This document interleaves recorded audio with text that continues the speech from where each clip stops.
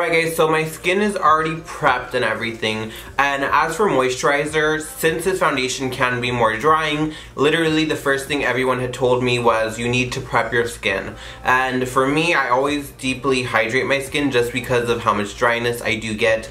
I do produce a good amount of oil, more so just nose and around here. Forehead is okay, it's not anything crazy. If I get hot, I get more oily. But outside of that, usually everywhere else is fine. It's just like this region here. Other than that, I do get more dry, and I do get more dry and more peeling just because I do use a clinical strength retinol in my routine, and I am using it almost every night now. I have been using one in my routine for the past 2 years.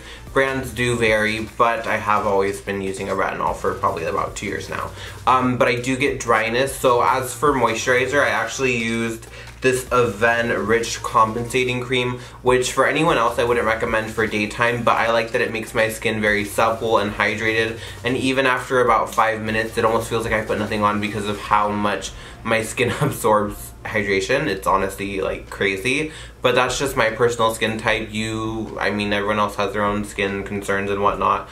This I know does not work for a lot of people, but it is what works for me. So I have 2 shades here. The first one is 190, which is the first shade I got because this is as light as I get naturally. This matches me spot on when I'm like super light. Now I got another one 300 to mix when I start to get more of a tan, or my self tan is wearing off, or you know, like a mixing shade. I'm probably gonna need another mixing shade, but the Sephora I was at was actually sold out of a lot of the shades, so you know, I don't mind having a bunch of different foundation shades, to be completely honest with you. I just don't buy them all in one sitting. So that's that, and let's get into application. So as far as primer goes, I'm really not specifically obsessing over anything right now. If I do feel like I need a primer that day, what I've been using is the Makeup Forever Smoothing.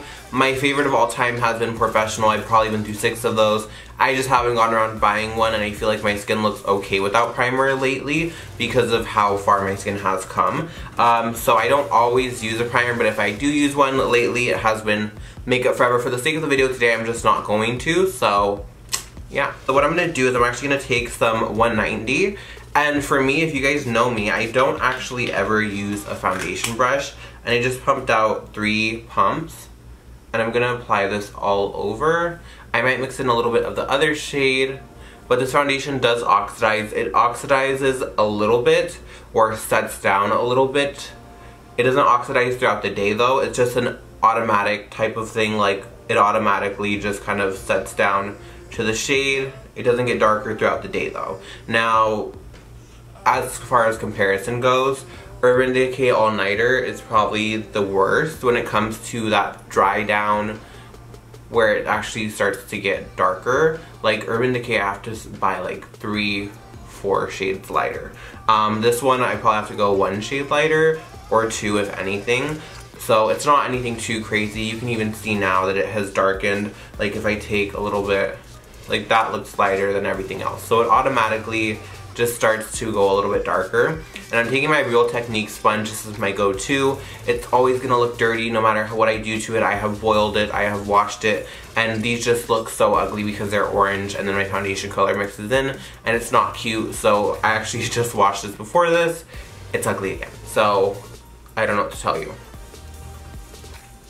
And I do feel like this is not a full coverage foundation.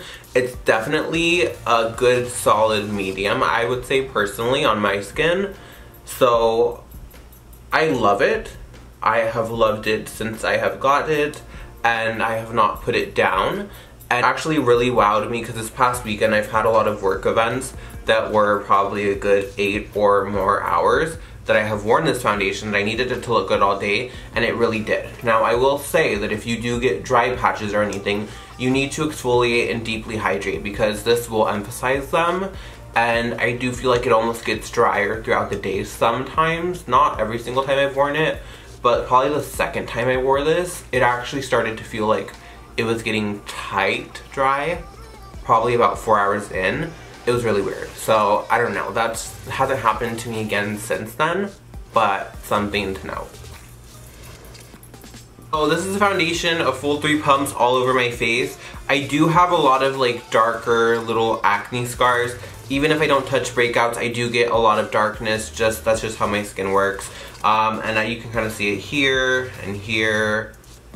Everything else looks pretty good, and once it sets, like, it feels like you almost powdered your face. It's so weird, and it's so comfortable and so lightweight. Sometimes I even forget I'm wearing foundation when I wear it, and I cannot say that about every single foundation that I do wear.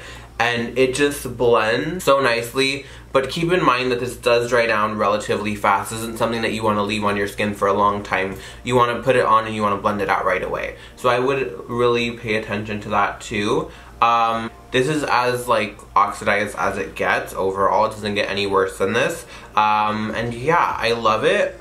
I would definitely say there's some places where it kind of clings on to dry patches. So again, just be careful. I also really love how matte this is because I can almost mix it with like my IT Cosmetics CC cream or something that's a little bit less matte and kind of have the best of both worlds, from the hydration to the longevity at the same time too. So I would think of it in that way too. I know a lot of people don't like mixing foundations, but it's always a good option if you are a makeup artist, if you are someone who doesn't mind mixing foundations or whatever it is.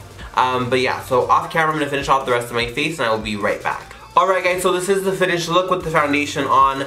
I just love how set it looks, and I don't really have to set it with powder. Now I do personally go over with a little bit of translucent powder just to make sure, because I don't want my foundation to like rub off anywhere else that it doesn't need to. So I do like to set a little bit, but I don't have to like bake my whole face or anything like that. And I just do like a light dusting. It looks really nice. It can emphasize texture if it's there, if it's like dry peeling skin texture. It can definitely emphasize it, so I do recommend to really prep your skin, make sure it's hydrated, exfoliated, all of that. But once you get there in your skincare routine, it looks great once it's on, and it stays on too. It doesn't feel heavy, it doesn't feel cakey, it has not broken me out at all either, which is amazing. Fingers crossed, because I hate breaking out from really good foundations. And yeah, if you guys want to see more foundation reviews, let me know down in the comments below and I'll be sure to do so. I hope you guys like this. Don't forget to like, comment, subscribe, and until next time, I will see you then.